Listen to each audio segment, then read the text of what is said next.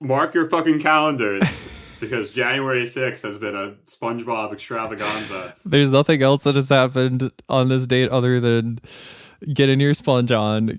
And trust me when I say I've been getting my sponge on for the past several days. And what else have you done besides watch the movies? I've just prepared myself mentally. You know, I before I started recording this, I had like the you know, like the song in my head. You know, it's just running through my head. I feel mentally and physically sponged right now. I do feel like fucking exhausted. I mean, my whole body is like sore.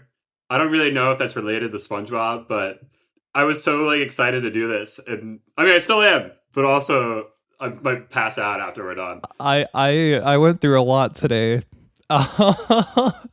I'll leave it at that. I'll get into it, but I went through a lot today. I feel pretty exhausted as well. I was scared I would come back from the movie and you would be dead. Like genuinely, like is it because I told you that I might die? It might have been that.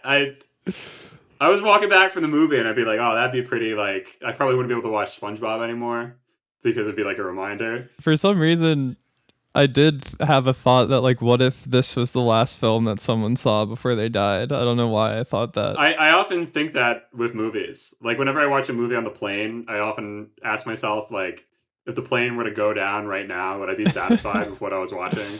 The last thing I tried to watch on the plane was Paprika, but I gave it up. That like you had that on your computer or something? That was like JetBlue. That was an in-flight movie. That was on the touchscreen. JetBlue was offering Paprika. They were offering Paprika, and I didn't get past the first sequence because I was like, okay, like I'm not in the state of mind for this, right? I watched it recently, and I didn't understand most of it, but I liked it. You know, I want to watch it a couple more times. I mean, you don't have to understand it to appreciate the animation. It's true. It's very beautiful animation, just like SpongeBob 4. Just like SpongeBob search for the square. What was it called? Search for the Squarepants. I don't know what the fuck it's called, dude. I've watched so many SpongeBob movies these past few days. They're all blending together. Like No, we that's why watched I'm the here. third one, and okay, thank you. But I thought the fucking robot from the third one was in the fourth one for a bit, and then when we were finishing up watching the third one, I was like, oh wait, that's this one. You know, like I'm getting my canons mixed up. Well, don't worry. I'm here to unmix the movies because I've been working on a bit of a thesis. Oh, okay. I don't know if we should get to it immediately. Actually, I was working on the thesis, but I think watching the fourth one might have fucked it up a bit. Oh dear. Okay. Well, I think you should still touch on that, but I think we should briefly mention we did not rewatch the first SpongeBob movie because I feel like we've both seen that a million times. That film is embedded into my brain, but I had never seen the second one. So we watched that last night, and then this morning, through trials and tribulations, we watched the first 2/3, or it was the first half of the third film. And then we respectively saw the fourth film, and then we finished the third film. Then we watched SpongeBob 4D, and now we're here having sponged an absurd amount. It's like those insane ways to watch Star Wars or whatever. Like you watch episode 4 and 5, and then you watch 1 through 3, and then the 6th one. I've never heard of this. What's the reason for this? I guess because it's like a flashback to prepare you for the epic finale of Return of the Jedi. And we did the SpongeBob equivalent. Yeah, I mean, now we have to watch the entire series and then watch the first one again. I don't know why after watching all of these, I'm like, yeah, I kind of want to watch the SpongeBob episodes that I haven't seen, you know, like, because I don't think any of these movies, you know, not counting the first one, I don't think any of them are like particularly good. I wouldn't say that like they go downhill, but I don't know, like we could talk about that. Like I don't know if we want to like compare the fourth film to the other films, or if you want to like just talk about all of them or what. Yeah, I mean that kind of ties into my thesis, but I feel like first we should just talk about the fourth film by itself. You know, it's the current hot topic, bomb to the box office. Everyone's talking about it. Did you get that anti-AI Teenage Mutant Ninja Turtles pre-show? Yeah, of course. Okay, because that was like a bit jarring. You know, I went into the theater, there were 2 other people in the row behind me, and I don't think they like reacted to that to the pre-show at all. I get like nervous. I always think the parent, like, there's gonna be a parent who's like, "What is this? This isn't SpongeBob." You know what it is? It's that green text about the kid who went to go see like the Yu-Gi-Oh movie and the Angela Anaconda short film played beforehand, and the parents got like mad at him. What? Yeah, it's like about how the Yu-Gi-Oh movie caused his parents' divorce or whatever. I guess that's sort of ingrained in me, and I always like worry about history repeating itself. I've never heard of that, but yeah, I don't want a repeat of that for anyone, because I thought the Teenage Mutant Ninja Turtles pre-show was all right. I'm not familiar with this modern version of the TMNT, but you know, it was interesting. Yeah, The movie's pretty good. It was cool to see those rascals again. I laughed a little bit. Do you think things are getting a bit too meta though? I feel like is it just the lexicon changing of like what kids say and stuff, or is it like, is this just how things are now? Oh, that's crazy. Yeah, you haven't seen the actual movie where they're like twerking and saying slang words and shit. I've heard of it. I think I've seen a clip or two, but I in theory I don't have a problem with that, but like maybe it's just a reflection of reality, right? I think it works in that movie, honestly. But I do agree, an AI children, like an anti-AI children's movie is insane. I'm here for it, but yeah, they were just saying Chat GPT. Like, are you allowed to do that? Did they have to pay to say that? The future is now. I mean, animators have the right to do that. They're probably, when AI film comes, it's animation's probably gonna be the first target. And these are both Nickelodeon Studios animated, right? Like, because the most of the animated like family or children's films I've seen in the past like half decade are like mostly DreamWorks and some Disney ones, right? So I'm blind to this production company and their style. Yeah, I think it's isn't it just Paramount? They're emulating the Sony pictures, but I don't think it was them. Yeah, like I guess I haven't seen too many films that are like so directly copying, you know, what happened in like the fucking like Puss in Boots sequel and everything since then, like Spider-Verse and stuff like that, right? Like, I don't know. Yes. I almost feel like they were doing that more in the third movie though. Because we were discussing this and like, I don't know if this is a technical term, but the third movie is like animated on twos where it's like a little choppy on purpose. And like the fourth movie is not. It's like smooth as butter. And I feel like I struggle to say like that's like a trend that, you know, they were doing like the animating on twos or maybe it's threes or whatever the fuck. Because like Puss in Boots and Spider-Verse do that. But it was interesting to see them not do that with the fourth one. Not go for that comic book style at all. They were just like, no, they're just fucking SpongeBob. They're just in 3D. Like, here's SpongeBob. He's waking up to the Ice Spice song, you know? I mean, going in, I had already made up my mind that I don't like it. You don't like what? Any of it? I mean, just the way it looks. I mean, I guess I had low expectations because I thought it was going to look like ugly or barren. And it did to a degree. Yeah, like this has been something I've had in the back of my mind since the second movie, which, you know, I didn't see until recently, but I'd see the trailers for it. And it's just like, I don't want to see them in 3D. And it made me think a lot about like, this is why we watched SpongeBob in 4D beforehand. We had our 4D chairs strapped up and loaded and everything. The 3D versions of SpongeBob that I know are from that like, you know, GameCube PS2 era, which is like an era of graphics that I really like.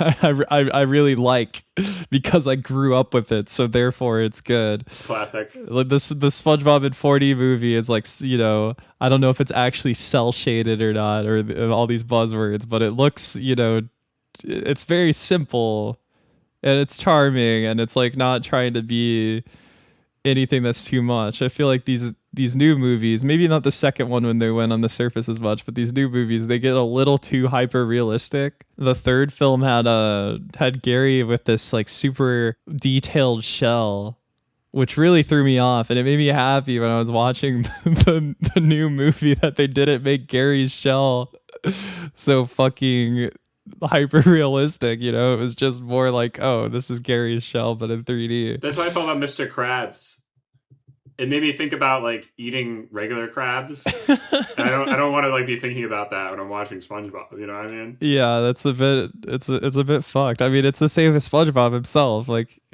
there were so many times in this movie where I was looking at SpongeBob's like pores and like watching them like move and like contort in the way that like when he's talking, like because it's blown up on such a big screen, I would just start looking at like like the bottom left of his body, and his pores, like the sponge holes would be like moving and stretching in these really weird ways. I don't know how they would like do this in the animation studio, but it was very distracting. Like, I don't want to ever see SpongeBob that close. And it's not like one of those cutaway gags where they have like, something that's super detailed on purpose. It's like, no, that's the whole movie. It's interesting you mentioned the video games, because even though they're pretty similar, other than some of the elements we mentioned, the fourth one reminded me of the games, as opposed, like the third one I didn't feel that way, but watching this one, I was like, oh, this could be like a cutscene. Yeah, I mean, I never really played too many SpongeBob games. I played like the Nicktoons games, like one or two of those. I never played Battle for Bikini Bottom or anything like that. I know that they still make SpongeBob games. There was a commercial for one before my movie. Really? I don't think I made it in time for the trailers. I walked in when you get like the AMC woman. So we come to a magic. Maria Menounos? Does she still do it at AMC? I don't know what her name is. She trades sides to like Regal or something. We both have AMC stubs, which I think is why we did this, though, right? We shouldn't mention it though, because we're gonna seem like shills or whatever. No, it's taking over my life. I think I'm glad that I can see things that are like total outliers, or just things that are total fucking slop. Because sometimes they're really good. Like I saw Gabby's Dollhouse, the movie with Danny as well, and that ended up being fucking amazing. And I ended up sobbing at that shit. I was crying so much at that fucking movie. They were advertising on the flight back to LA. Did they have it on the on the JetBlue Paprika touchscreen? They did have it. I think that movie's genuinely really good. I don't think I felt a single like emotion watching the SpongeBob movie though. At least not ones that like I was happy with, like I laughed a few times. I laughed out loud a few times because they've got the gags. It's SpongeBob, but I don't know. I would say, well, to me, it's really just descending, right? I would say I have emotions about the second one, and the third one I got emotional at the end when they do the tribute. Maybe for reasons not even specifically related to the movie, obviously. I mean, that was emotional. Yeah, and like the second one being like, like Steven Hillenburg. We kept talking about Steven Hillenburg throughout watching all of these, but the second one definitely still has that soul that's there, right? Yeah, I agree. But then it's like the third one kind of feels like a piss take when it's like it's advertising fucking Camp Coral so heavily. That was terrible. And then it has like the Steven Hillenburg like dedication to at the end, and it's like I don't think he would have like approved this. Well, that's what made me emotional about it. I mean, I forgot that it was the movie after his death, but just the idea to make something that just have it go so far beyond yourself. I mean, it's really insane to me. It is very emotional. And I was thinking about that a lot in terms of like these voice actors, especially with this new movie. You can kind of hear that the voice actors are getting a little old, and it's like not to a distracting degree, but like Tom Kenny's in his early 60s. Some of the other voice actors I'm sure are a bit older, and like it didn't seem so obvious like it did to me when I watched like The Incredibles 2, and it's like, oh, everyone is like old, but it was still there, and it's like, damn, like these people have been voicing these cartoon characters for like almost 30 years, and they're still laughing, and they're still fucking going they're still doing all their fucking bits. I hope it's not tiring for them. I hope that they can see the significance in something like that, I guess. Well, I was thinking about that because on the way to the theater, it's like a 25-minute walk. I listened to the SpongeBob SquarePants Best Day Ever album, which is, as you know, the first album I ever listened to. Right. And that is actually, I mean, it was a lot better than I guess I expected it to be. It's actually pretty good, I guess is what I'm trying to say. And I guess it's easy to look at me and be like, oh, Joe, obviously it's just nostalgia. But no, I think I can see what is actually good about it. I mean, it's definitely a labor of love from Tom Kenny. Like, he seems like he's having a field day, and it has this like actual band there. And I don't even just like the level. Like, I mean, I feel like it's cool to see people try to voice act on an album. That's something I've always been very interested in. But I feel like the novelty of that can probably get exhausting over 50 minutes. I mean, the instrumentation is actually quite varied and interesting. The way they bring in like the rest of the cast helps it stay fresh throughout the runtime. Everybody gets like their moment to have fun. That was all the way back, probably not long after the first movie. But to me, that was just something where I listened to it. I'm like, yeah, they made this because they wanted to, and they, obviously have get a kick out of these characters. Yeah, and like I hope that I hope that the magic is not lost on them still. Like it felt like they were still giving it their all for the characters, but I don't know, like it must be difficult to do the same voice for so long and have it be consistent, because I felt like SpongeBob felt maybe a bit off at times in the way that he sounded in the movie. It doesn't sound like how he did in the first few seasons, which makes sense, but that's just the way it goes. I guess so, but it's just like, when is SpongeBob going to end? Like, are they just gonna keep milking him dry? Like I was thinking about that. The voice actors will eventually die. Like, are they going to Mickey Mouse it and like, just have there be a new SpongeBob? Like, I feel like something like that would be so wrong. I don't know. I agree, because I think maybe people felt that way about Mickey Mouse. I don't know. Tom Kenny brings so much to the character.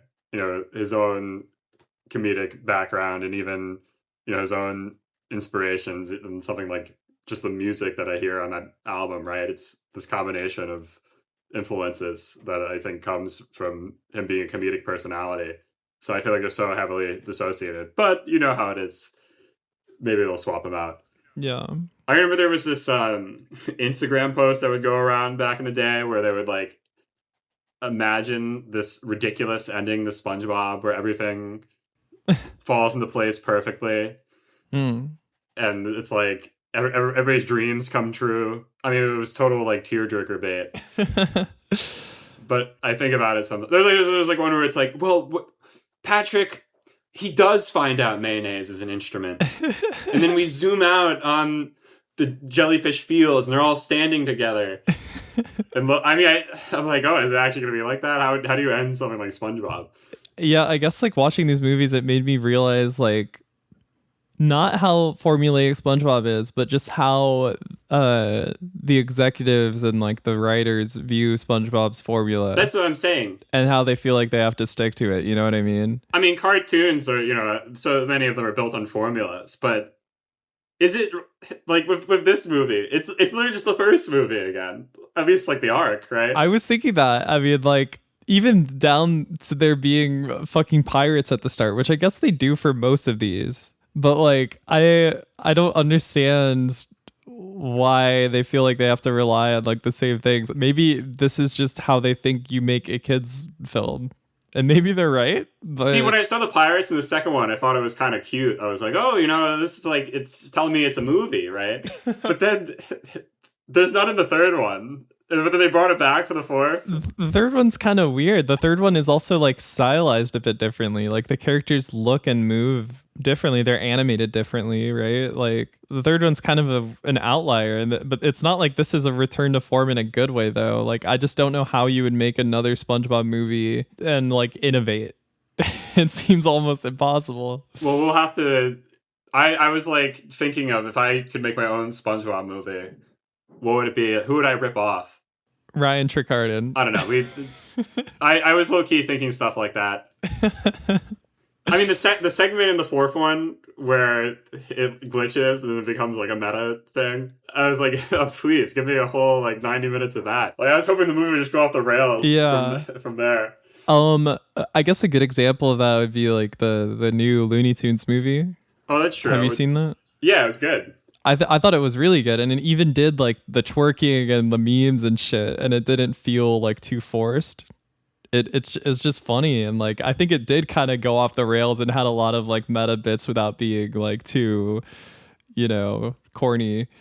Yeah, it was very funny. I mean, it was just Looney Tunes, but in a new generation, and the simplicity of it really worked. Also, like the animation in that film is fucking amazing. I remember like I got a totally legal rip of that before it came out in English. There was this Italian rip of it, and I would go frame by frame on it on some of the animation, especially on Daffy, and it's just like holy shit! Like the people that they got to work on this film are really like going all out, and I know that it's like probably infinite more amounts of work to make 2D animation, and it requires like a much larger team of people and probably like a much larger workload for everyone, but it's not like 3D can't be good, but I feel like the titans of 3D animation are kind of clear at this point. Like it's DreamWorks, right? Like they're making they're making Gabby's Dollhouse the movie and other great films. Oh, the Citizen Kane of 3D animation.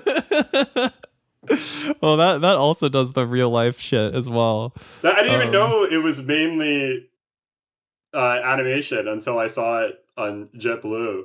It's like at least for like the characters, like it takes place in real world scenarios and environments, but it's like Kristen Wiig doing her thing, and then like it's like the fucking Gabby's Dollhouse characters and the 3D animated Gabby, like getting up to hijinks and figuring out how to like wrangle all their friends together. It's good. That's if there's one takeaway people should have, it's you should watch Gabby's Dollhouse the movie. All the stuff about 2D and 3D though, I guess it does tie into the thesis I said earlier, which I feel like is fairly obvious, but it's interesting to see it on with specific examples. And it's sort of the soapbox I'm always on.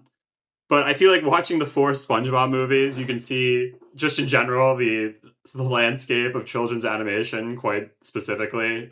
I mean, obviously from the 2D and 3D perspective, but from other stuff too. I mean, especially if you look at the movies other movies that were coming out at the time. I mean, it's interesting to think about the first one, right, in 2004, which kind of is the period where 2D animation was being phased out in a way. Right. I mean, that was the year of Home on the Range, which I think was the last theatrical Disney film. Like next year after that was Chicken Little. But also at the same time, you had Shrek 2 and Shark Tale, which the dominoes of which you can feel in the other SpongeBob movies 10 years later. I mean, we're talking about that with Livin' La Vida Loca being played in the third one.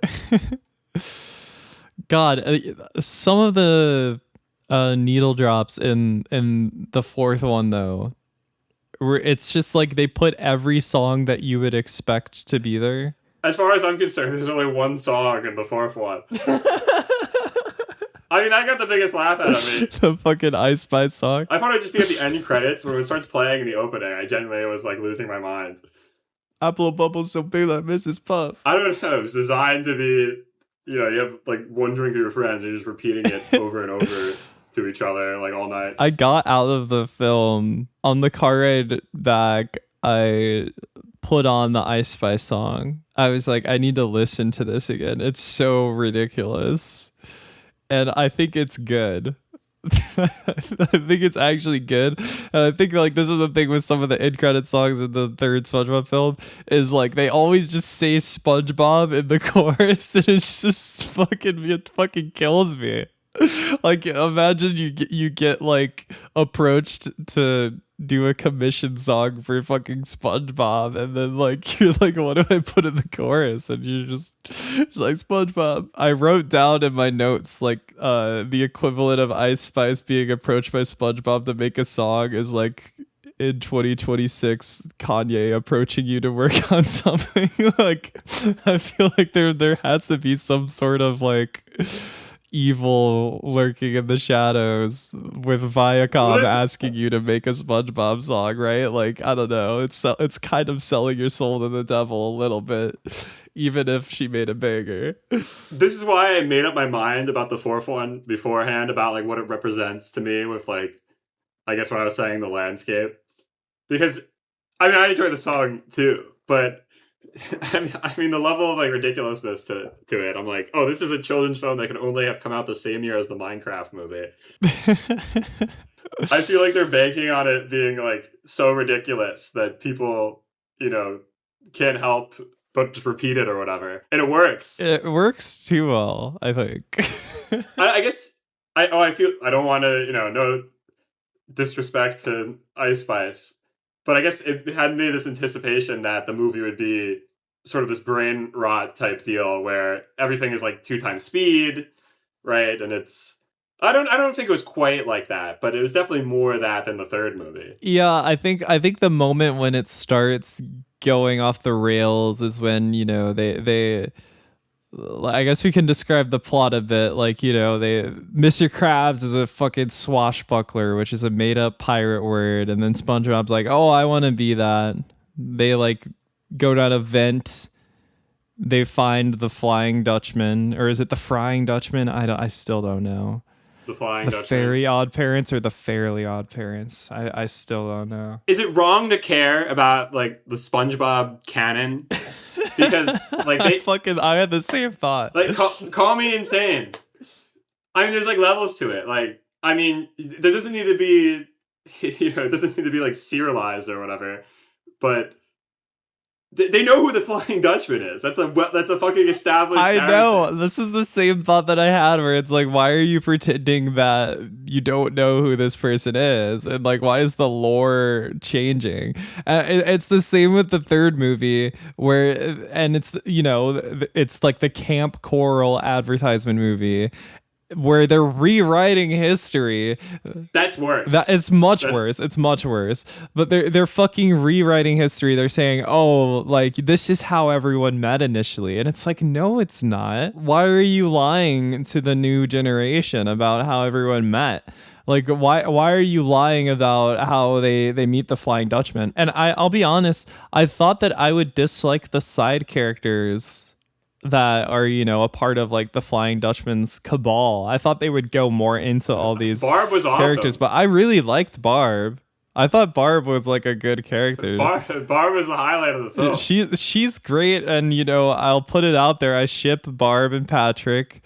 They have great chemistry. They have great little moments. The OTP discussion. It's the OTP. They, Patrick's not feeling so good, and then he goes to Barb, who is like Flying Dutchman's bitch, who's like just helping him through everything, and he clearly needs comfort for her, and she's a bit reluctant and is like, okay, I'll give you a hug, and then later in the film the inverse happens. Patrick is comforting Barb, and it's like, whoa, there's some emotional resonance here. Maybe Patrick and Barb really have a bond here. It made me happy. Maybe that is an emotion I felt during the film. Romance will inject life back into the SpongeBob franchise. Everybody's like, oh, SpongeBob was asexual. Well, in those first couple episodes of Sandy, there was something going on. That's all I'm saying. It almost felt like they were like just barely fucking with you when they did the they did the fourth wall break. They were like, okay, like we need some star power, and instead of bringing fucking Keanu Reeves, they're like, let's bring Sandy. And they just like manifest Sandy, and she fucking blows up for no reason. What is up with that though? Why are they so disrespectful to Sandy in the SpongeBob movies? What? I don't know it. And why are okay, like if Barb was like shoehorned in, I would be more upset about this. But why does Mrs. Puff show up in this film? And I feel like the only answer, because she does not have a single line, is because she's mentioned in the Ice Spice song. I blow bubbles so big like Mrs. Puff, which doesn't really make a lot of sense. Like, does she blow bubbles? When did she even show up? She shows up towards the end. She's like, you know, hugging everyone at the end of the Oh, film that where is they true. do the big hug bubble. I mean, one thing I liked about the third one was the fact that the cast is actually all together in the final act. Yeah. I mean, if you're gonna have an event movie, you know, like, how often do you get to see the entire cast together, other than, I guess, like the specials? Or, I mean, one of my favorite episodes as a kid was Pressure, because I mean that's the same thing. It's all like I guess all 5 of them or 6 of them if you count Plankton. Yeah. I guess Plankton's not in that one, but I think because you're like just slightly younger than me, I think you've seen more SpongeBob than I have. I feel like I tapped out just like a bit before than you did. at some point I've probably seen seasons wise. I've seen exactly half, but I don't know if that correlates episode wise. Yeah, and like eventually I was just like, I can't stand this anymore, and like something felt off. It's the same with The Simpsons, where it's like, okay, like this is not the same show that I'm watching anymore. I have no reason to keep watching this, you know. And a lot of the shows that I would watch like from this era usually would end, and like the first thing that comes to mind is Avatar, which I've been meaning to do a rewatch. I am really, really specific about the way that I watch things. I always want the best experience. I'm always getting these, you know, these rips from online that I'm purchasing. And I decided if I wanted to rewatch Avatar The Last Airbender, that I did not want to watch the Blu-ray rip, and I'd rather watch the DVD rip. Because I compared them, the Blu-ray rip, it just looks like they went in Vegas and like took the sharpening effect and just like turned it all the way up, because it's not like a new digital scan. It's just like, you know, they're trying to like remaster it based on what they have, which is never a good idea. So when the local Blockbuster went out of business, my family purchased all of the Avatar The Last Airbender DVDs, not like a box set that has like only a few of them, but like all of the individual ones. So there's like fucking 12 of them. So like my ideal way of watching them is like watching them on a CRT, because I feel like it would make the lines that are a little blurry look better. And I honestly wonder how much of these things are lost in translation, because like I don't know if you grew up watching shit on a CRT. I'm assuming you did. Yeah.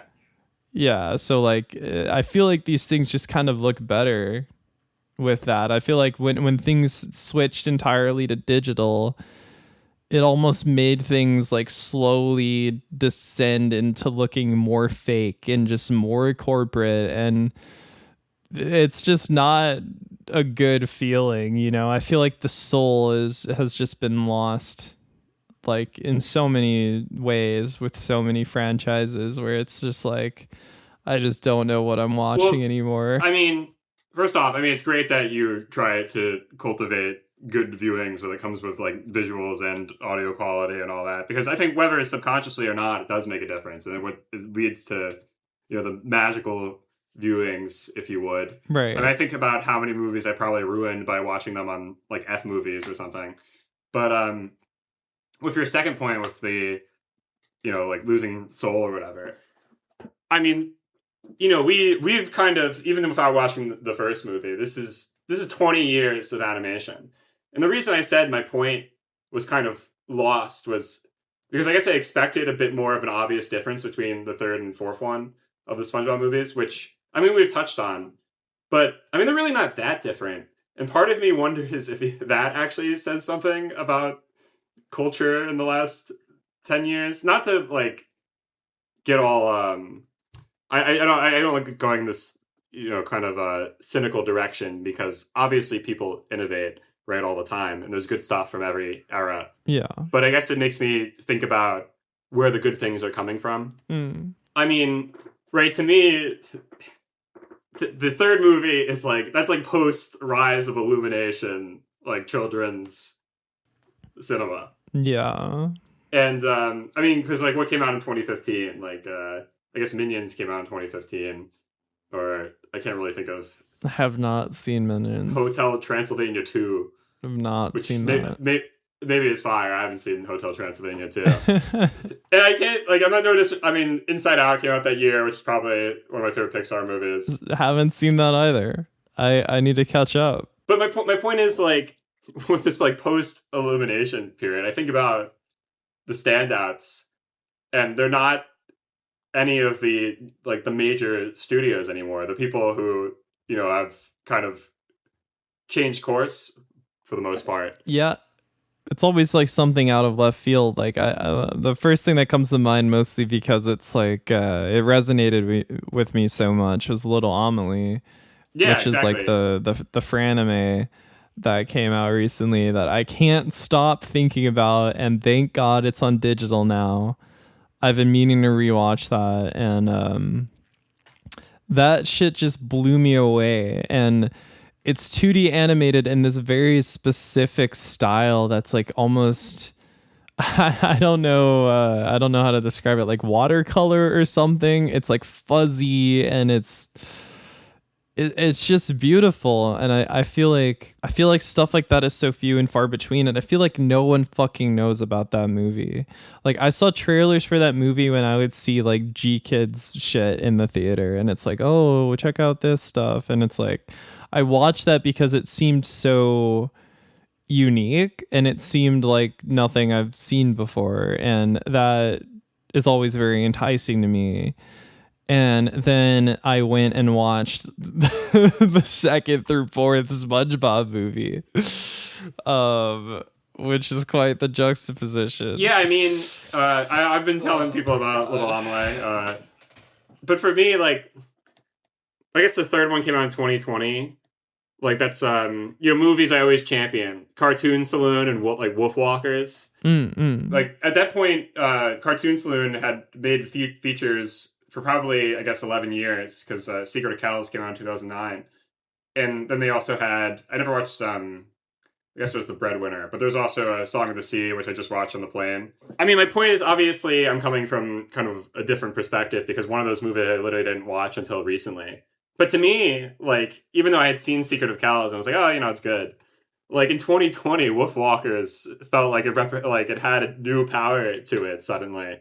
Maybe because I had seen more movies and had this wider, list of animation. But it felt like, like special. It felt like kind of, it has that magic that people always seem to describe when they talk about like Disney classics or something, which, Mm. I mean, my mileage is always varied on that, but I get that from Wolf Walkers, is my point. And same thing with, I mean, I think when we talk about, this like this transitional period of the last 20 years of what I was saying, like, 2D animation being phased out in 2004, and now all this stuff now. I mean, I never shut up to people about flow. And Mm.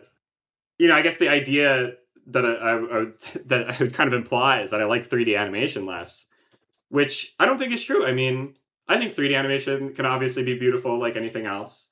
Um, my one of my roommates, he's not my roommate anymore, but he was working in 3D animation, and I would never Mm. go up to him and be like, "Oh, it's a lesser art," because I don't believe that. But like to me, like Flow is probably my favorite 3D animation, because it's the first thing I feel like to really innovate with it in a way that I've never like seen before. I should definitely check that out, and I have been meaning to check out a lot of the Cartoon Saloon ones, which I know are 2D, but my friends, the Spiders, are huge Cartoon Saloon fans, and like I don't know, I want to like Cartoon Saloon, and I need to give like some of them a chance. But there was a Cartoon Saloon short film that played before Little Amelie. I don't know if you got the same thing. Oh yeah, I had it too. I really didn't like that. I thought it didn't click for me whatsoever. So I think maybe if it's a feature film, it would like work a bit more. But I thought it was okay. I mean, it. I definitely think it being short, it felt rushed, a bit awkward, and but I still thought it looked pretty. It looks pretty. I do really like their style. One of the things I was thinking about is like, did SpongeBob used to have so many poop jokes? This is something I need to ask because in the second through the fourth film, there are so many fart and poop jokes that it made me think, like, was it always like this? Is this something that like is is just the norm now? It's not that like I'm anti poop joke, right? You know, there's a time and a place, but I know that like, you know, even Disney is so anti poop joke that like they censored Bluey episodes that had too many like poop jokes in them, right? So there's clearly like a you know, burned furs equivalent of poop jokes, right? That are trying to censor them from the masses, but I just felt like none of them were like too good. They were kind of out of place. It's like, you know, like the third film, they're singing the fucking jellyfish song, and then they do like the fart noise, and it's like, okay, like, do they need to do they need to do that? You're saying that the fourth SpongeBob movie was like a protest movie against the removal of poop jokes from children's animation? Maybe it's just like they had this ongoing bit about shitting bricks. There's at least like 4 jokes about shitting bricks. Yeah, and it's just like, okay, I get it, and I don't know, like it. The interesting thing is like they say comedy works in threes, but I feel like with these SpongeBob movies, I was noticing when they would do bits within a scene, they would only do them 2 times. Like I feel like they know that they don't want to overstay their welcome with these like weird bits, and they know that like, you know, they're probably not that good to show more than once, but it's different when it's like throughout the film and they're like re-referencing it and stuff like that. So I don't know. I didn't really like that.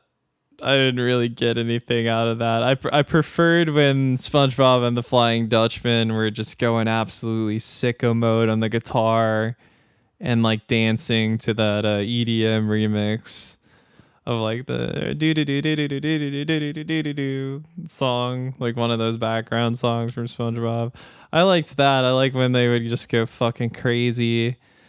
But sometimes like the craziness doesn't really hit. Like sometimes SpongeBob is just like being what the current directors think SpongeBob does, where he's just like being annoying. But like maybe this is nostalgia talking, but I feel like when SpongeBob was being annoying back in like the early episodes and stuff, he wasn't doing it in a way that lacked so much charm. It feels like they just are missing the mark with some of those scenes. It's funny because there's a SpongeBob episode about how comedy comes in threes, I would say. You know what much more about SpongeBob than I do. Like I've seen the early seasons so many times, but I feel like you're like almost a historian compared to me. Well, no, that's just my interpretation of Rip Pants, because in that episode, the first 3 times it's funny, and then after that, everybody gets sick of it. I didn't even think about that. I mean, I watched it recently, and that was my thought about it. I guess at what point does a joke get not funny, right? And I guess like lessons to, you know, the golden rules to have in your life, right? 3 is probably the safest bet. It's true. Well, depending on the joke, obviously. I don't know. It's not like I didn't enjoy myself with this movie. Like I only almost fell asleep a few times, but I didn't walk out of this movie. I was mentioning this to Toasty recently, where I've walked out of a movie before, which is something that never happened until last year. So basically, I'm saying I have very high standards. It's the Stubbs membership. I mean, I walked out of a movie for the first time not that long. I've walked out of 2, but 1 wasn't at my own volition. It's definitely the Stubbs membership. And I know one of the ones you walked out of was Neja too, yeah. Which I'm very disappointed in you for that, because that film is amazing. I could have gone back to see it. I mean, I'm down to watch the first one and then go back and watch the second one to give it a proper, proper viewing. I really need to do that, and I'm upset at myself because I was talking to my brother Andrew, and I was talking to him. I was like, "Hey, you need to see this fucking Chinese 3D animated film that's way too long."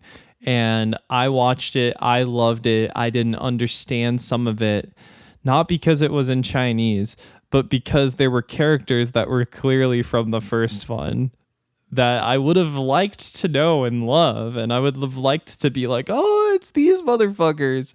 But instead I saw them and I was just like, what the fuck?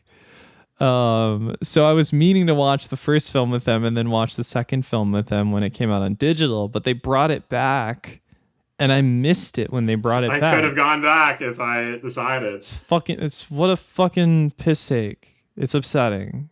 Like maybe we need to just have maybe we just need to really campaign for SCAT movie night and put on the wheel Neja 1 and then Neja 2. Maybe we could do it even 2 weeks in a row, like how Madoka was able to be finished in 2 movie nights because it won 2 weeks in a row. But the second film is amazing. That's a 3D animated film I love, and obviously, like I mentioned, I love the DreamWorks ones. I want to like these things. I think they really can have charm.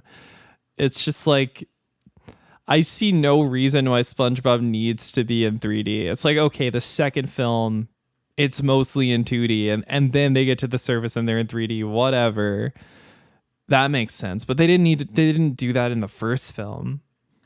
You know, I mean, like they were still in 2D in the first film, like Roger Rabbit. So we haven't talked much about the second one. I actually think the second one is extremely interesting because it has Mr. Krabs and BDSM gear.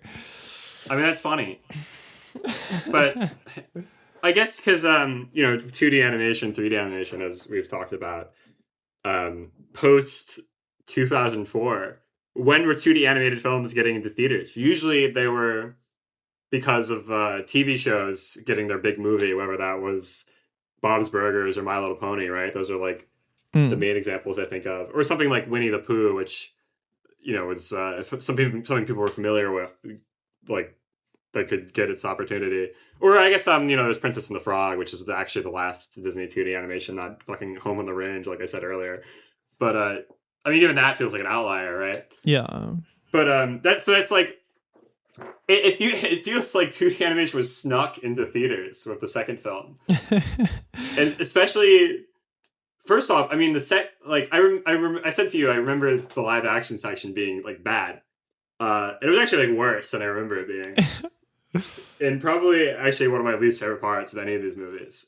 But I think the second one, like in the context of growing up and realizing like the newer SpongeBob obviously wasn't doing it the same way. That whole the thing I had riding on it for Steven Hillenburg coming back, and most of it actually being 2D, I think is actually like it's special in some sort of way. And I like how crazy it is, and I like how many specific 2D animation gags there are, and it feels like they were allowed to do it because they promised to put a superhero section at the end. And in a way, to me, it's like almost a metaphorical passing of the torch. Like, yeah, it's a transition period into where we are now. Yeah, and I'm sure this has been said before alongside a lot of things I've said already, but I think the interesting thing about that film is this was like on the tail end of like when I was actually like giving commercials my light of day. Back when like I would still somehow be looking at TV reluctantly. And I thought that the film was going to be mostly in 3D because that's what all the advertising was. But in the film itself, you watch it and them being in 3D is like a surprise. If you didn't know that it would happen, you would not know that it would happen. And I just think that's so interesting. Like they really wanted to push these superhero SpongeBob versions, and they had a bunch of toys for them and stuff, a bunch of like fast food toy tie-ins and shit. They were really, really pushing it, and it just really made me not want to see it. And it's not like I didn't know eventually that it was mostly a 2D animated SpongeBob film. It just like put me off so hard from watching it that it wasn't until we decided to do this that I was like, okay, I'll fucking watch it. And it was good. There were like a lot more times where I laughed, and I think SpongeBob shines the most in 2D gags. I feel like when they're being all stretchy and shit and they're doing their like meme dances and stuff like they did in the dance sequence in the third film, like I feel like it just doesn't hit the same. It just doesn't feel as novel. I don't know why, but I mean, the thing about the second one, I think it is genuinely pretty funny. For most of the, I mean, not every joke lands, but I think the sheer chaotic nature of it. Like, you have the first one, which feels like this, like it feels like a grand adventure, right? It's this proper, film with an actual like well-crafted message that's woven throughout it. And then you have the second one, which just feels like a shitpost, like almost like. I mean, it's like, yeah, it just feels like an episode that got out of control. And I kind of I mean, it's like I appreciate that, especially when you have somebody like Hillenburg coming back. It was good. It was much better, at least like until the 3D parts, than the third and the fourth film. And I don't know. I still got the SpongeBob movie fatigue, which is like a concept I'm coining where like you get past like the 20-minute mark, which most SpongeBob episodes are like 11 minutes, but the specials are like 22 minutes or whatever, and you're just like, how the fuck are they gonna keep this up?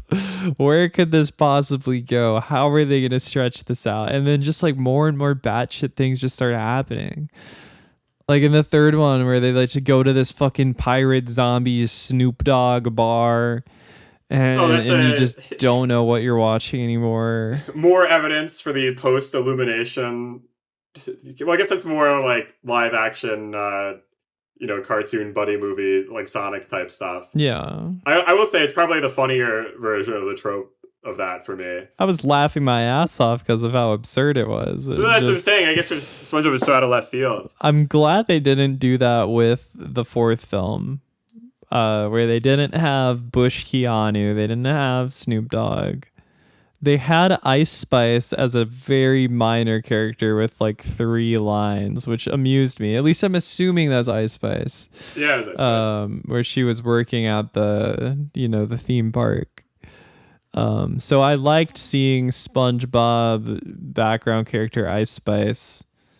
I thought that was funny, and I feel like it's maybe I haven't seen a lot of the newer SpongeBob episodes, but I feel like in The Simpsons it became really overplayed, where they would have a celebrity on and they would make the Simpsons version of it, and it's like, okay, this fucking guy's in The Simpsons. Elon Musk is in The Simpsons. They have all this shit. Like it was cool when they had Michael Jackson being that like saxophone dude. Where it was kind of like a stealth appearance, but when you're literally just putting a real life person in there, that's kind of not fun. It kind of loses the magic. But that's what I'm saying. It's like the playbook of what is kind of expected for that type of thing at this point. I will say it does feel more like a movie, though. The thing about the fourth one is that I really think the pacing kind of stops when they get to Challenge Cove, where they have to do all these challenges to prove that they're a swashbuckler. Yeah. But it's crazy how much of the movie was spent there for me. Yeah, and I didn't really I didn't really mind it, if I'm being honest. When that picked up, I'm like, okay, like they're able to have fun now. Like we've set the film up, they're with the Flying Dutchman, he signed his fucking soul away, and it's like, okay, now we get to play. Now we get to see SpongeBob do a bunch of crazy shit, and they're doing these gags where it's like they're on like Wipeout or like some fucking horse racing. Or out. That was kind of that was horrifying. They're like playing with their intestines. That's not their I'm taking my intestines. kids to That's see on this. that was some fucking sea anemone that was on the ground that they thought that it was their intestines. Oh, right. I forgot that. That's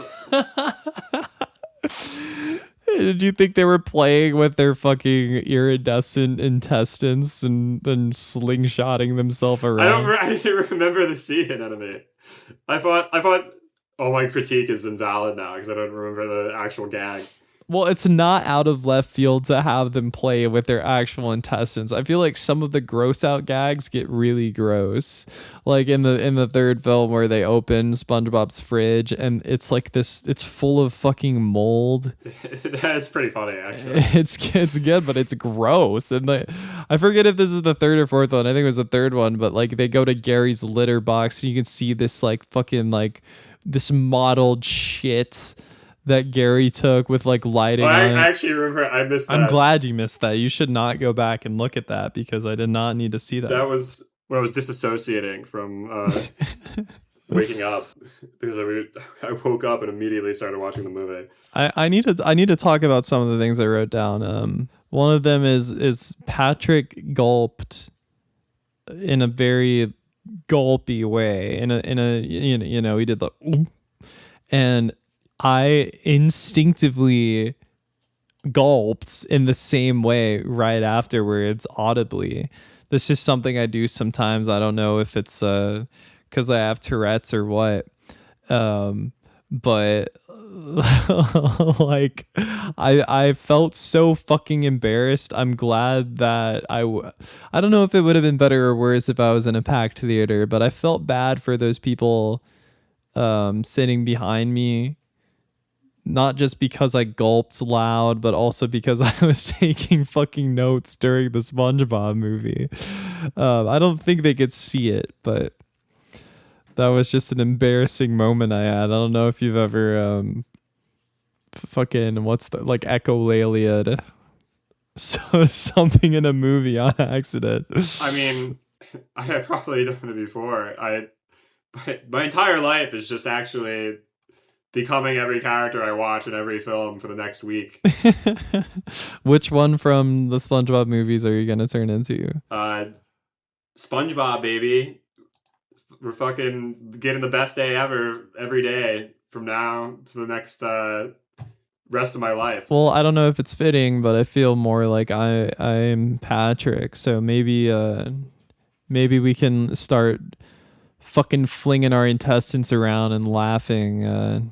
Just doing whatever the fuck they do. That's what it's all about. I mean, I'm sure watching all these films in 24 hours had some brain damage, but it's given me a tiny bit of enthusiasm. They had this weird plot device of Gary just manifests this ID with SpongeBob on it when he was younger. Which right, that's what you're talking about. Yeah, and there's a lot of bizarre things with this ID. So like it makes a reoccurring sort of appearance where Mr. Krabs keeps looking at this ID. It's not SpongeBob's fucking driver's license. It's his Krusty Krab ID, which is a ridiculous thing to have. It had an expiration date on it that said April 2018, and I looked this up after the film.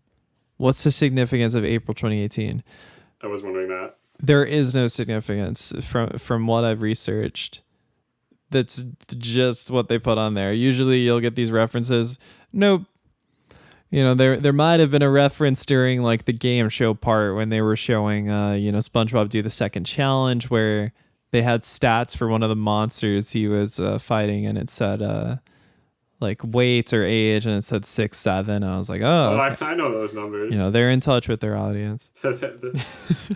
I've heard about that. This is what I'm talking about. It's the post Minecraft movie SpongeBob film. At least they didn't have SpongeBob and Patrick saying 6, 7 and like moving their arms around, but I would have should have been clapped. I would have been like, oh, culture. That's the new chicken jockey, right? That's what I'm saying. It's they showed this young version of SpongeBob, and he was like talking to Krabs, but it wasn't actually like something that was in communication with him. It was essentially like a tulpa that Mr. Krabs had of this young SpongeBob. And it's different than the young SpongeBob from the third film, which, you know, is also the Camp Coral SpongeBob. They have a voice actor for young SpongeBob. Instead of using that voice actor, they used Tom Kenny's voice and they pitched it up in a way that like sounded kind of shitty. It kind of sounded like they were using a pitch algorithm that was mostly for polyphonic things.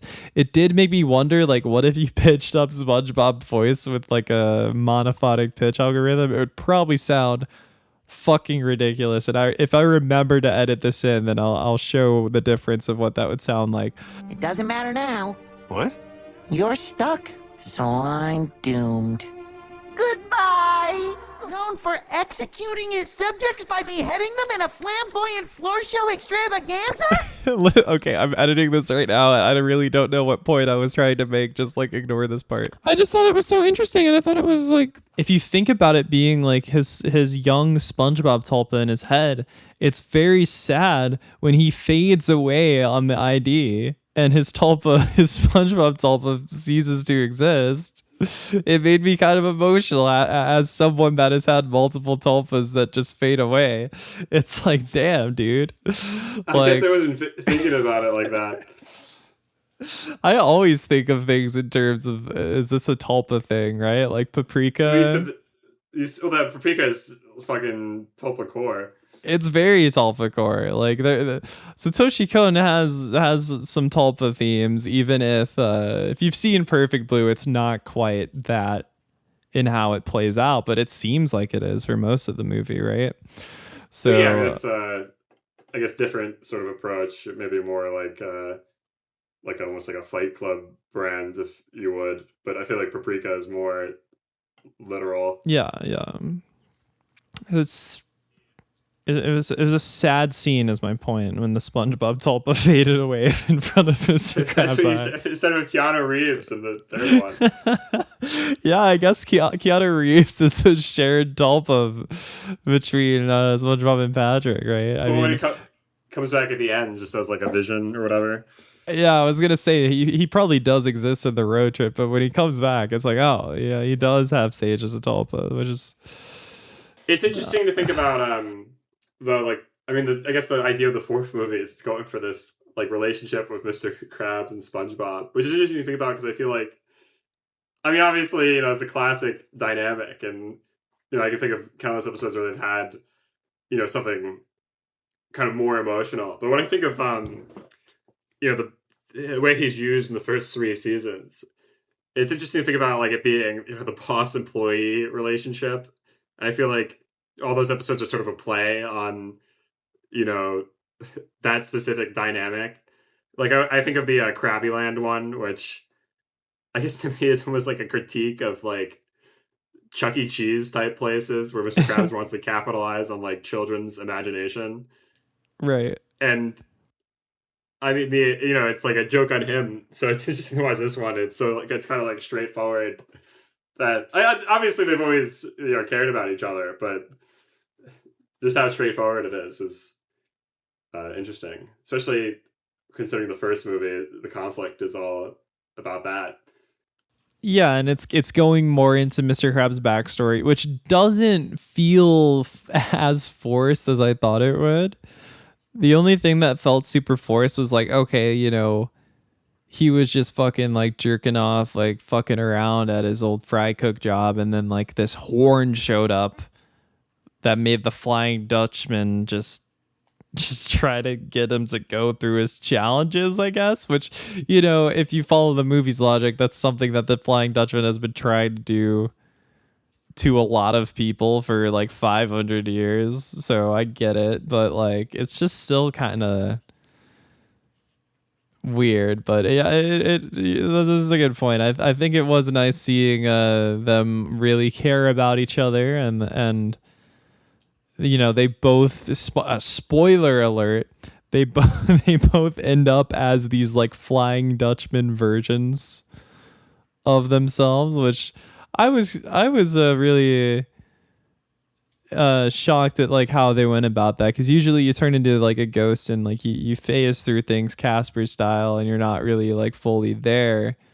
But no, they could hug people, they could function normally. But what they the main reason that they used for them to like not want to be ghosts, because there was seemingly no downside other than them being green and a little bigger, was that they would have to live forever. And that's something that they really stress, and it just made me not. It was very unexpected that this film took like an existential turn and was like SpongeBob very much not wanting to live forever, which seems almost like not something that SpongeBob would really care too much about. Like maybe SpongeBob is like any of us and you realize that living forever is not something that is like really that desirable. But I don't know, is SpongeBob's like undying love for being a fry cook ever something that's going to burn out? Because I don't think Nickelodeon or Viacom would ever want anyone to think so. This ties back into the like beginning conversation about the final episode. Right. Like, how do you end it? Like, is SpongeBob's passion and whimsy ever something that would truly die out? I mean, I basically what I'm saying is SpongeBob has lost its capitalist satire, and I think the first one acting as a finale, right, is kind of perfect for that, because it's not not going to expect like SpongeBob about to be about the perils of being an employee, but it's sort of fitting that like yeah. I mean, I think it's the first one has this great approach where the inherent concept of becoming like a manager of like a fast food location right next to the second is fucking ridiculous. Yeah, like it does like represent something, or is like representative of growing up and whatnot. Like it's both like funny but played completely straight, right? Yeah, yeah. So it's like it manages to kind of have those ideas in mind, but not have to go into like an existential route where it's like oh, things are wrapping up. SpongeBob's losing his passion. I know you mentioned earlier about how this film is like a rehash of the first one almost, and like some of the beats and like all that, but I thought it was interesting. I fucking lost my shit when they went back to the beach. It's like they're doing the thing again where they go to the real world and they go to the beach. Is this just something that they do in SpongeBob movies? Like they didn't do shit like that in the third one. But it's like they fucking went back to the beach. Like the Flying Dutchman turned into a human and wanted to go to Santa Monica. Which is really bizarre, but it's like, did they really like, is the only place that exists near them the beach in the real world? They know it too, because there's a sign that says like Burger Beard or whatever in the back, right? Who isn't that the villain in the second? That's true. So they know it's the same thing on some level.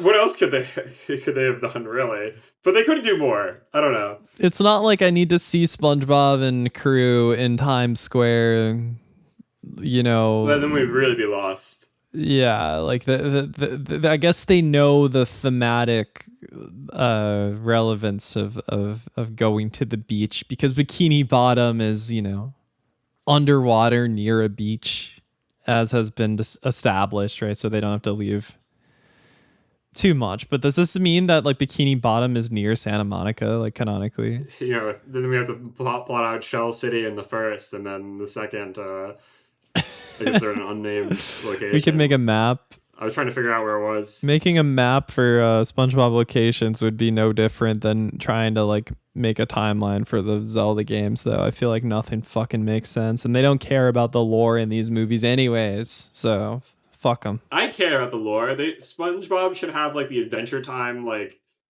serialized specials.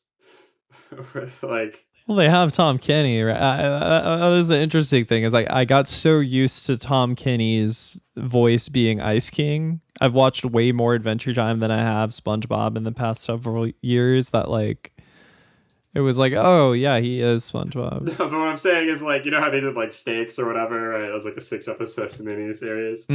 Like SpongeBob should randomly just have like, 6 very special episodes where suddenly there's like a linear plot and it's super dramatic. But then that's it. They never do it again. Oh, what if they have? Like, we haven't seen a lot of SpongeBob. This is why I'm curious. Shit probably got like crazy. Like people are probably like married now. Like I know, like probably like 10 child characters. I know they got like Psychic Pebbles to do like maybe like storyboarding or animation on like one of the episodes. Oh, actually? Yeah. They get people here and there, and like you get people that grew up on the show working on the show, but I feel like they're not the people that are in charge of like the stories or like in charge of the soul, right? They're just doing like little things that like you might not even realize. I still am curious. I do want to go on a Sponge binge because I'm in the mindset, but like I wanted to rewatch Avatar, but maybe I'll just do a Subway Surfers of SpongeBob on my phone while I'm watching Avatar and the CRT.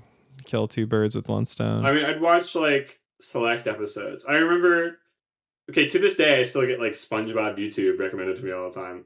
Or maybe it's because I like actively sometimes go and like reminisce about cartoon YouTubers. Right. But I sometimes I would go on like the wiki. And the wiki, I love the wiki because people, like, one thing they always do in the wiki is they wish happy birthday to episodes, like even if they don't like them. That's good. Like you go to the comments of any episode and they'll be like, oh, happy birthday to this like mediocre episode. But I remember I was getting recommendations, or I was seeing this buzz about this one SpongeBob episode. They were like saying that it felt classic for some reason. I don't know if I should believe them, but I was curious. I would definitely watch it. I know people say the same thing about The Simpsons, and there's no way it could be true, right?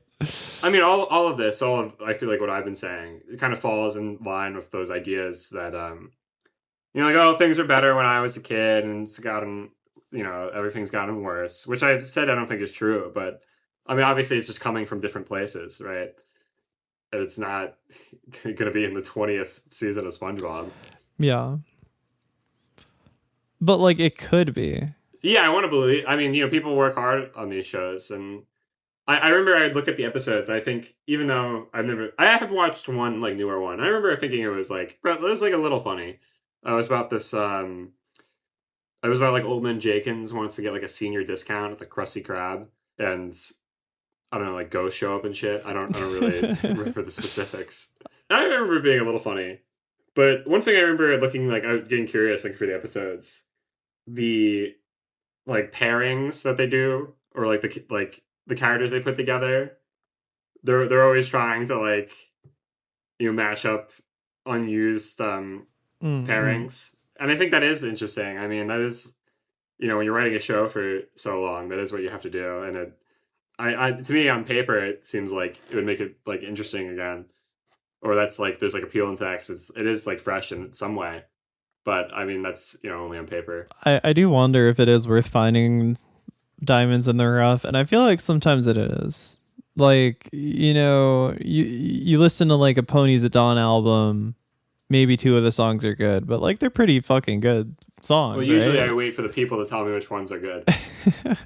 Yeah, but like I don't want to do that with SpongeBob. I don't want to like watch an LS Mark video and have him tell me which SpongeBob episodes he thinks are good.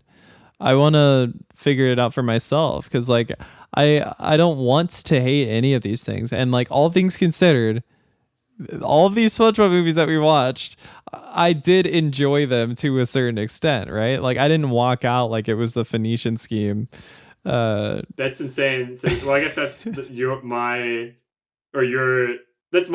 Is that too? They're basically the same film, so I'm not gonna pretend that the the Phoenician Scheme, that's like a movie. Like you only watch that if you've seen like every other Wes Anderson movie. Like that's one for the fans, basically, is what I'm saying. I walked out of the Phoenician Scheme because the theater that I was in, the audio sounded like shit. The screen was extremely dim.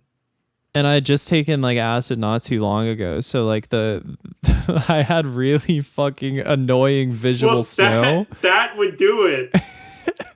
The screen was mostly static, and I could barely see what the fuck was going on, and I was just like, Oh, that sounds like torture. I'm not gonna fucking do this right now, and I just walked out. So fuck Wes Anderson. I'm just No, kidding. I mean, like drugs like that. I mean, like those specifics, right? They become like entire worlds of problem. The Yeah. Also, I don't know if that's like. I mean, I like the Phoenician ski, but I wouldn't waste an acid trip on it. I wasn't on acid. I was just, it was the residual effects. It was the afterglow that was really Oh, the fucking with afterglow. me. Okay. Yeah. I see.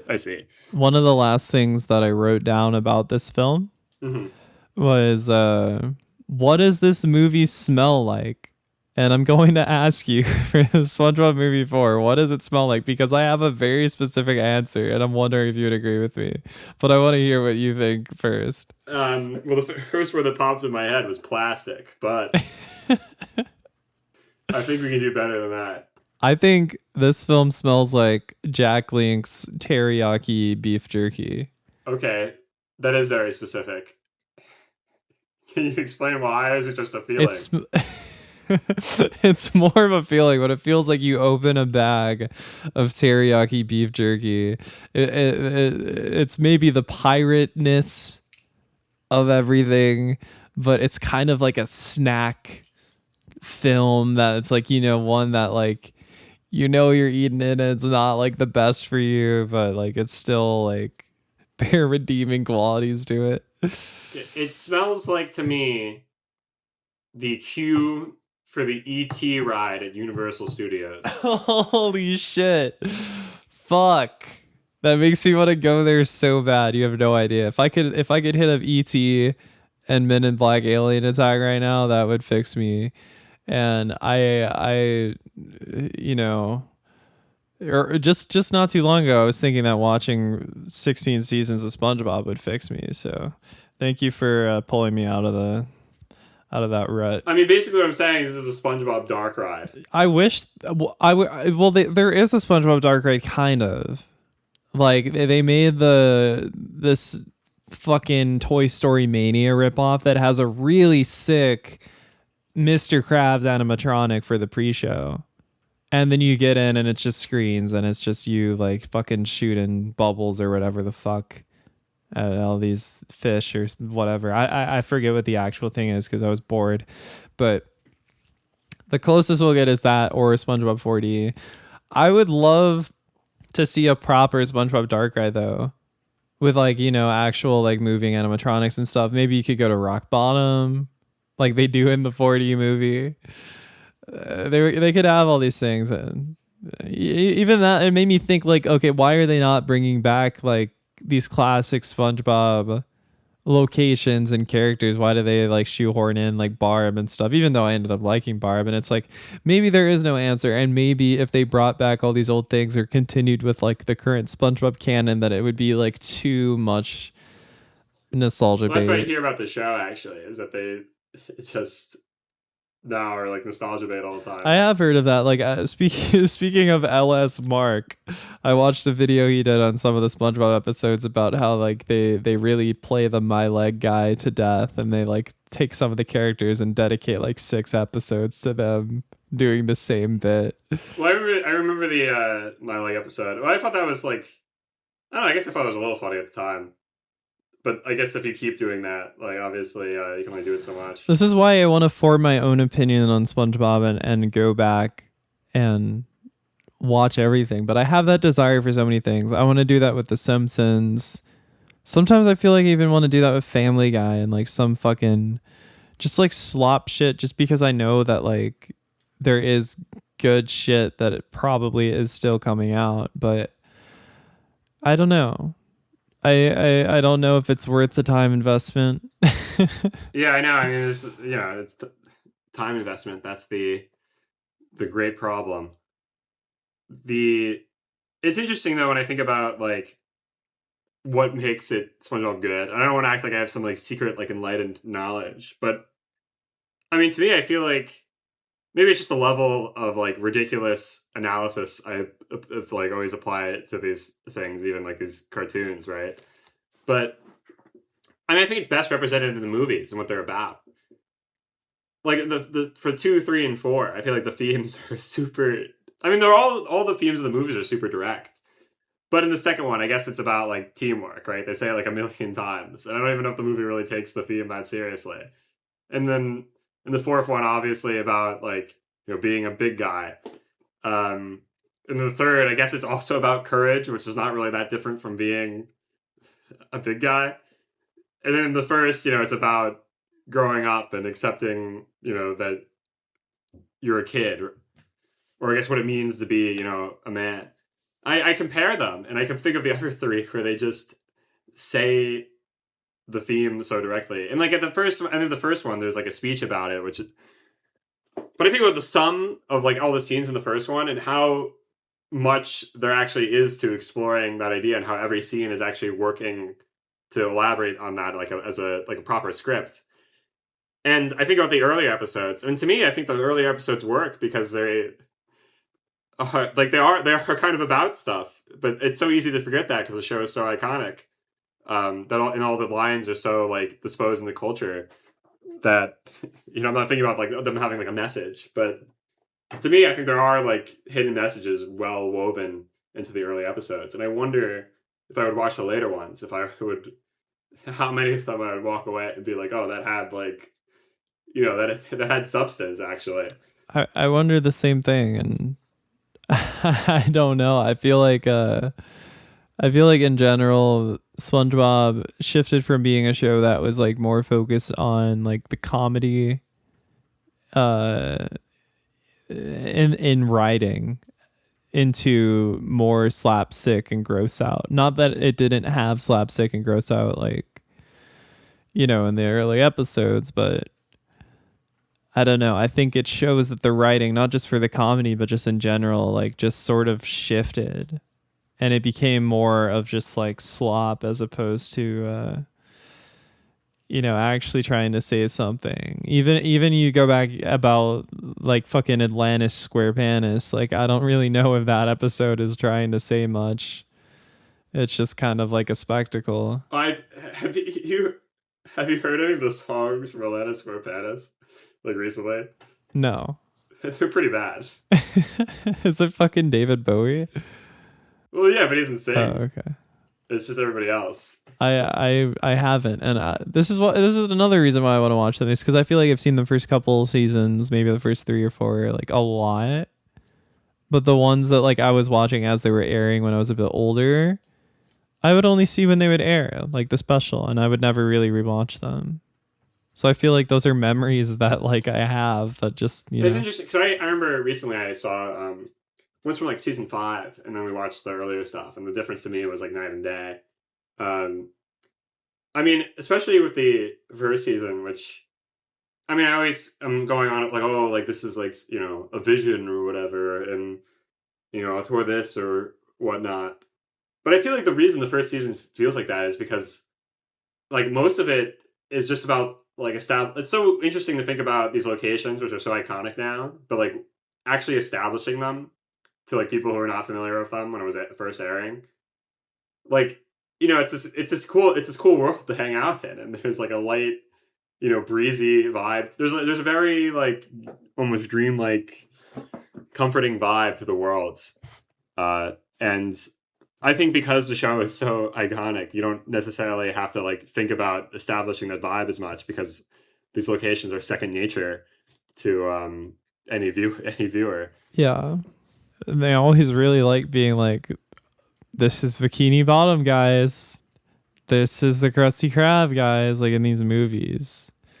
But like introducing it for the first time is obviously going to be different. And like, I feel like that's nostalgic for any show that does that for the first time, right? Because like, there's like that vulnerability where like it's not iconic yet. They're just being like, oh, this is what's up. Yeah, I don't know. I mean, I feel like, just even thinking about like, I guess the influences and those being put into the worlds and all that makes it, I guess, feel more spectacular or more specific. Yeah. I was thinking about when I was listening to the album. Yeah, even like the album's interesting because I mean I guess it is like it's like a concept album about this fake radio station, the Bikini Bottom, and I mean that's just something where like I guess it's world building, right?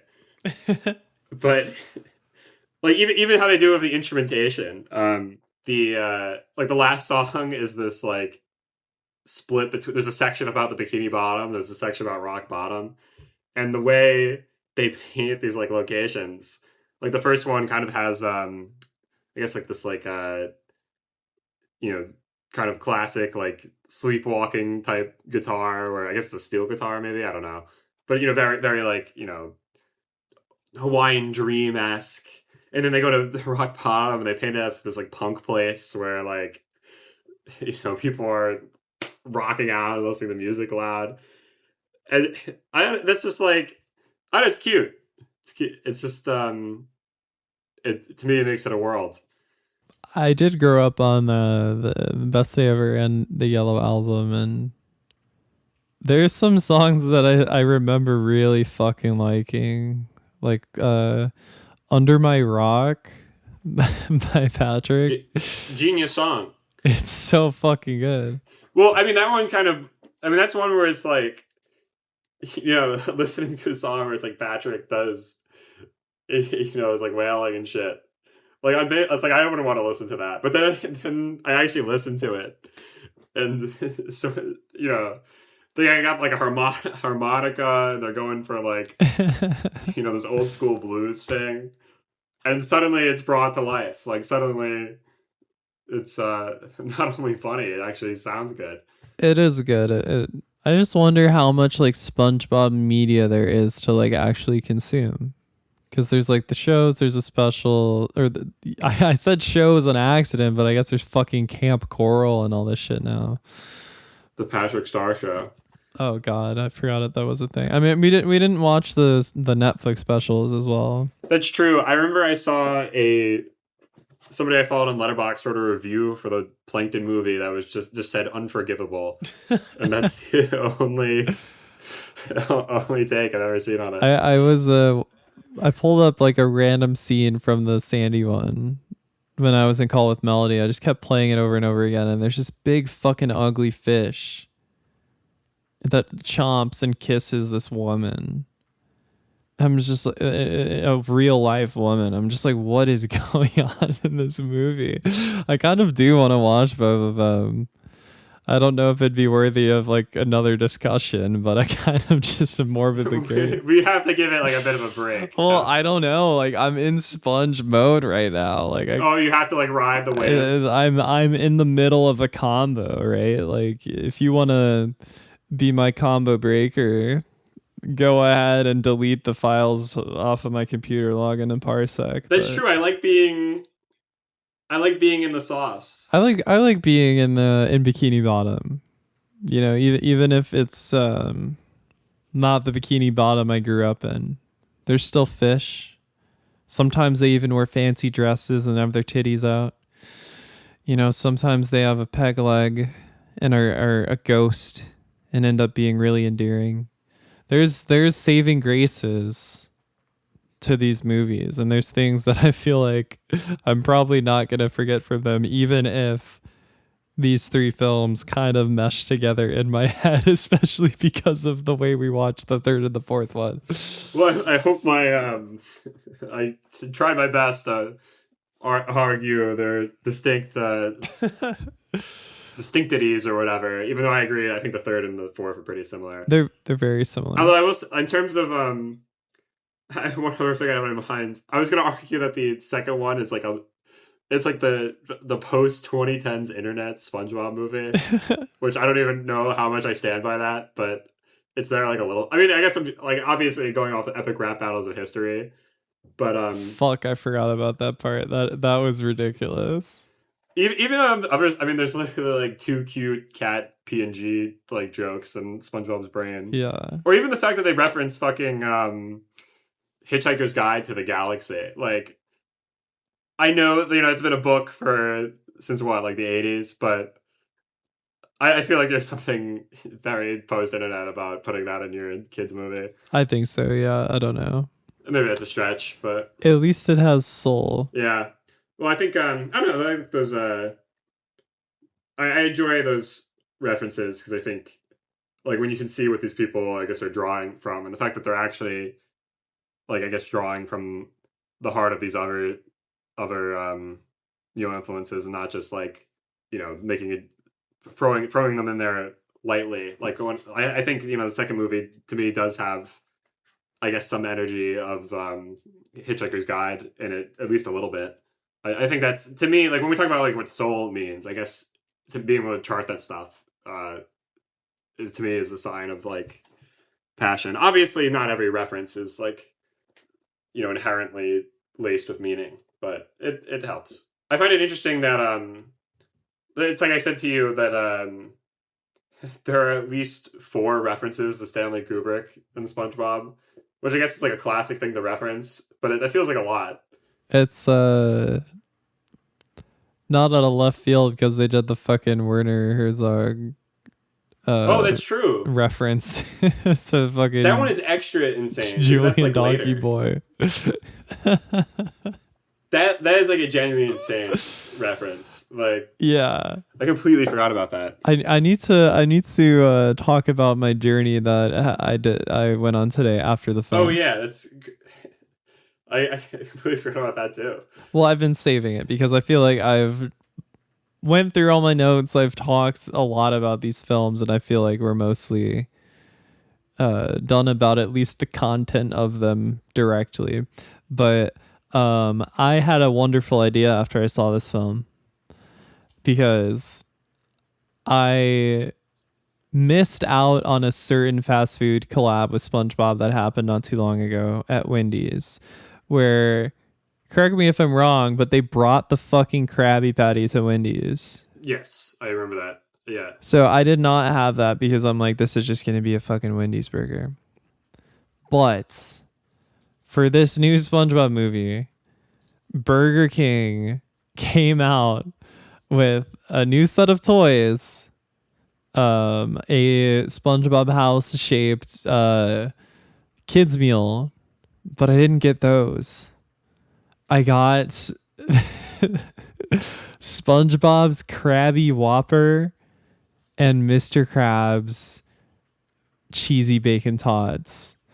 I went to Burger King directly after the film and I got these 2 fast food tie-in items to see what the film would taste like. We went over what the film smells like, but I had to see what it would taste like. And let me tell you that I was driving home from the Burger King, and immediately I get, not immediately, but like right before I get home, I start getting an ocular migraine.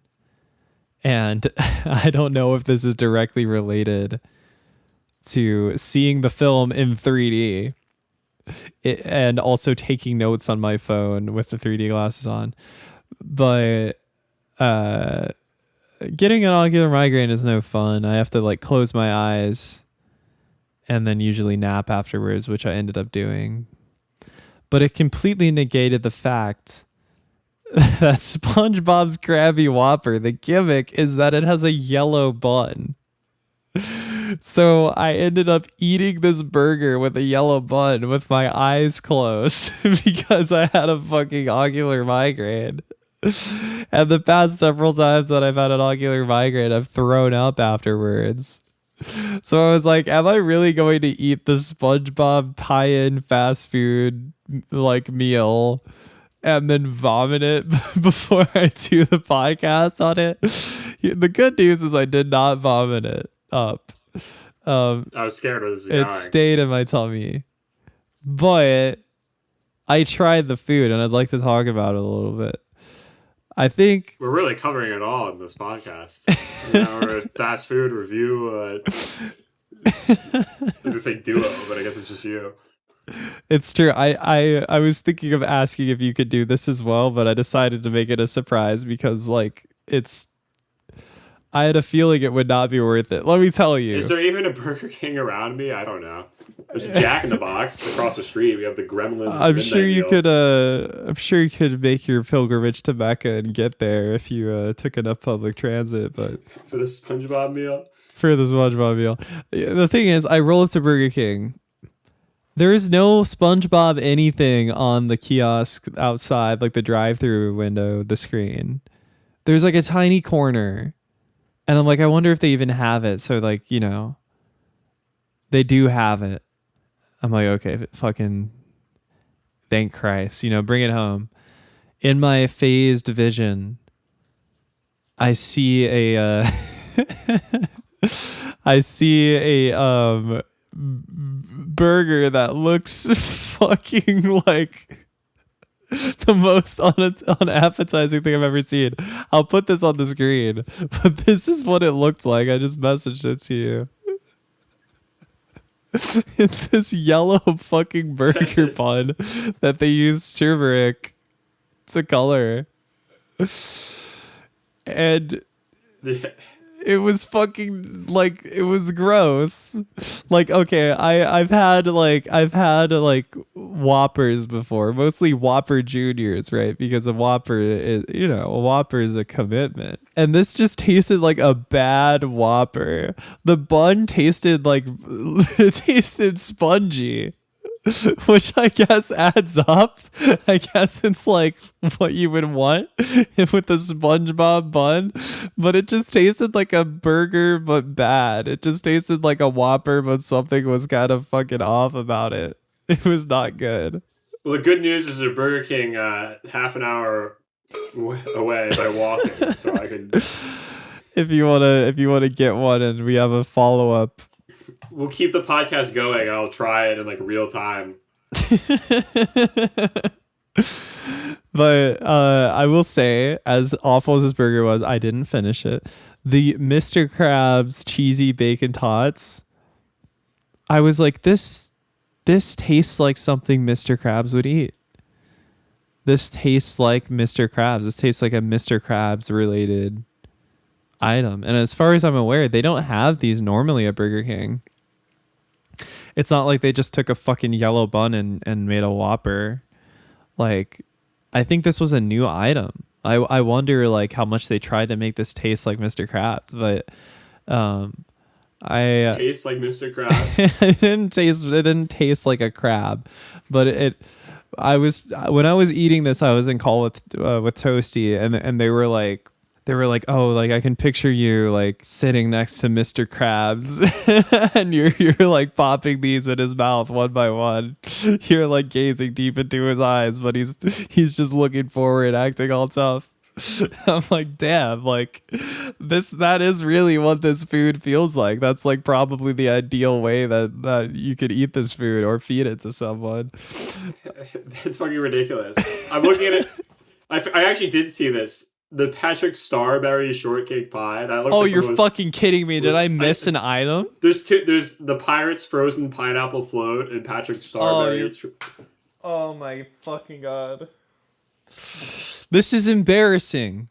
This is really embarrassing because we can do a follow up. We need to do a follow up because I need to get these items. The SpongeBob. Should I walk there tonight so I can complete the?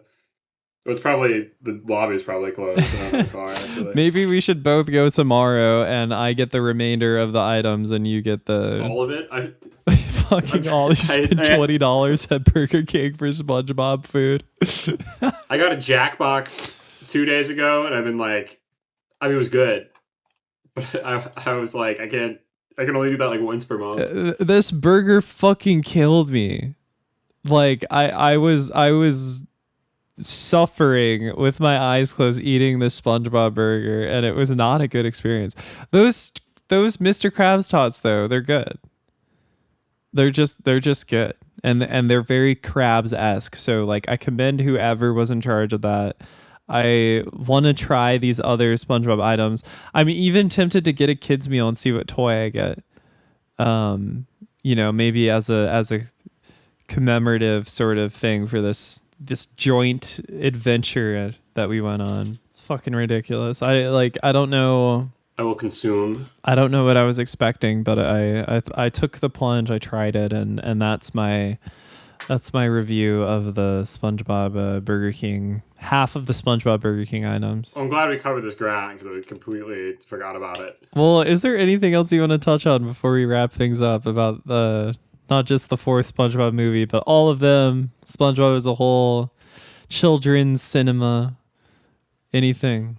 The problem is that, like, yes, but we'll be here for like 4 hours if we're not careful. Well, I would do another episode of this if you'd want to, but if you have anything that's like on your mind currently, I'd say fucking spit it out and let's see what it is. No, I don't have anything on my mind currently specifically that doesn't open some other door of memory. Are we a SpongeBob themed podcast? What is this, like, about animation? Like, what's our? I don't fucking know. I guess I'll figure out what I what's our uploaded. angle? The thing is, it's like, it's like if I'm gonna establish myself as a SpongeBob YouTube reviewer, like, is it wrong to come out like swinging out of the gate to be like, it's like actually we like I understand this show on a far deeper level than you peons.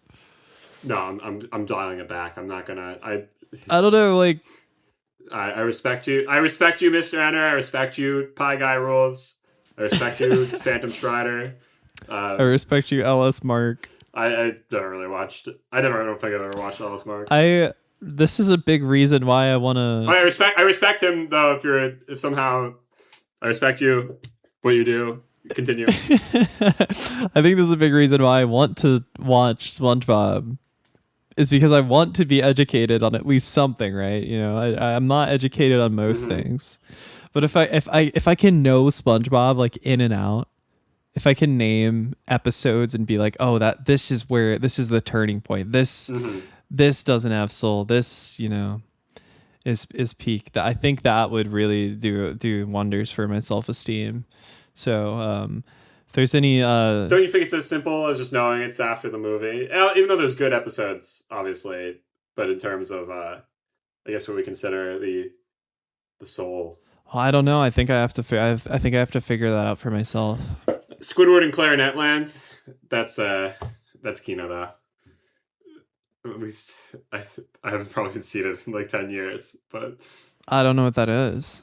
It's like, I mean, I always I guess SpongeBob has never been a stranger to having like surreal episodes, but that's it just stands out of my mind because that's one of the ones where it just goes like off the rails, and that was always maybe that was a influence or something, but that was cool to me when I was younger. See, I feel like I have to catch up. I feel like I need to experience these things for myself. I need to keep sponging. That's where I'm at right now. Is I feel like this is only scratching the surface of the sponge. Play all the video games. I would do it. I mean, like, you know what? I just for my friend, I played through Cat in the Hat for the PS2 because it's her favorite childhood game.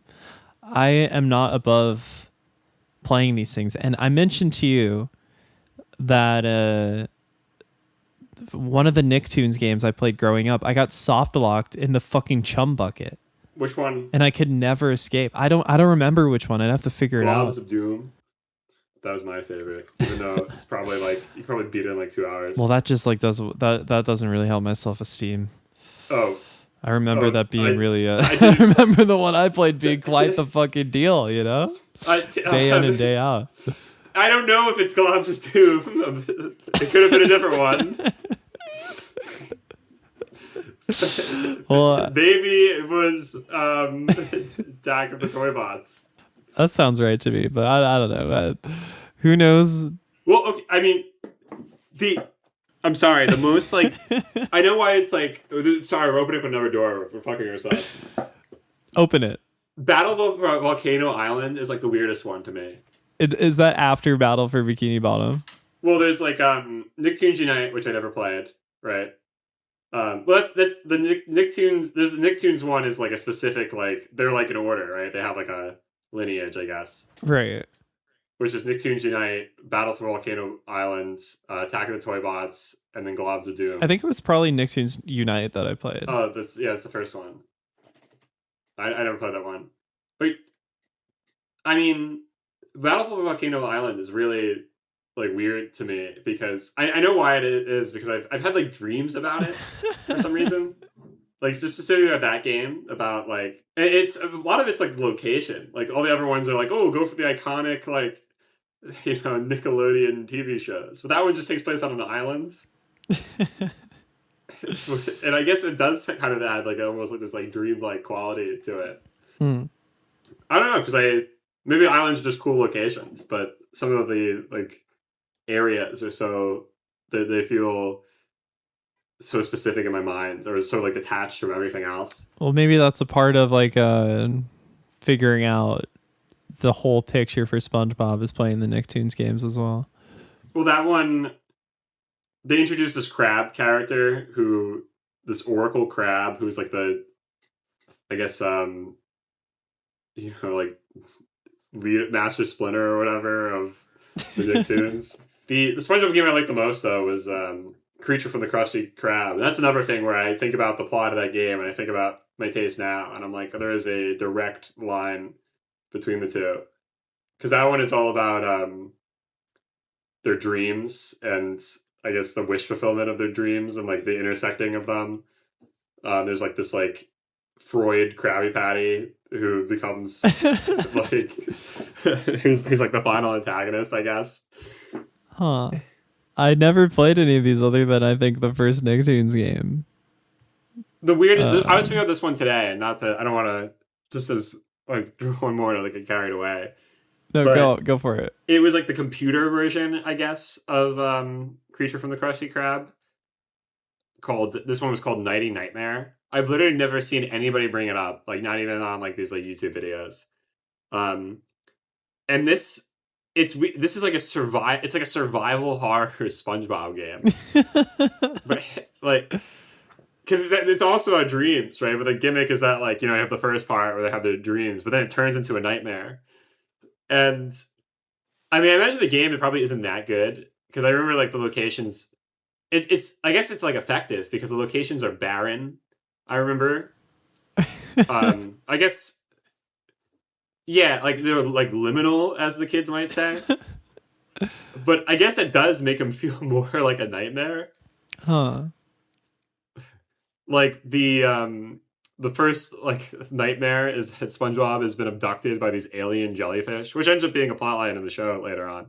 But yeah, you're like sneaking around this fucking like spaceship, like avoiding the alien jellyfish. And then the second one is that, like, no, Patrick's like a superhero, but then he gets trapped in the villain lair and like this like cavern, like beneath the surface. The third one is Plankton gets eaten by a whale, and you're just inside the whale. Yes. So it's like these locations where it's like, I mean, it's a point and click, so it's like these miles of like flesh. It sounds like I can assure you this is a real game. I looked it up and I see footage of it. It just is very absurd. It's different than the one I played, which I would play like the demo over and over again for the tie-in movie game where you drive around on the little like Krabby Mobile. Oh yes, I would play the demo too, and never. I would wonder why I couldn't access the rest of the game. Yeah. No, I played the fuck out of that.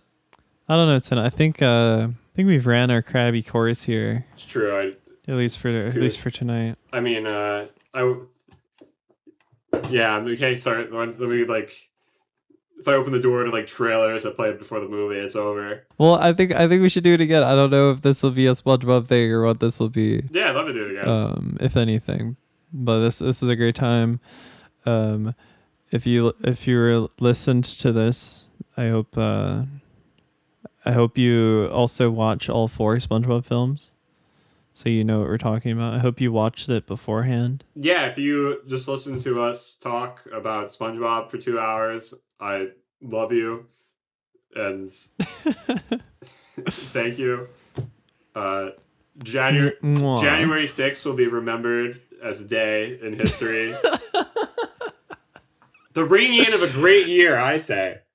Mark my words. I agree. Even though this will probably not be uploaded on January 6th, this is what I will remember that date by. It's It's not hard to put a memorable day together. That's what I think. I mean, we had a theme and we lived the theme for the song of Morning the Sunrise. That's the moral of the story. Is all we needed in the end was TM work. Yeah, we're literally living. Oh God, the movie's out now. I never want to watch SpongeBob again in my life. You better gear up for like days worth of viewings. I'm doing the 7 days straight, no sleep, SpongeBob only challenge. I mean, that's probably like. I guess I don't know. I don't want to encourage binging on this podcast. Good night, every pony. Thanks for listening. Good night. Goodbye.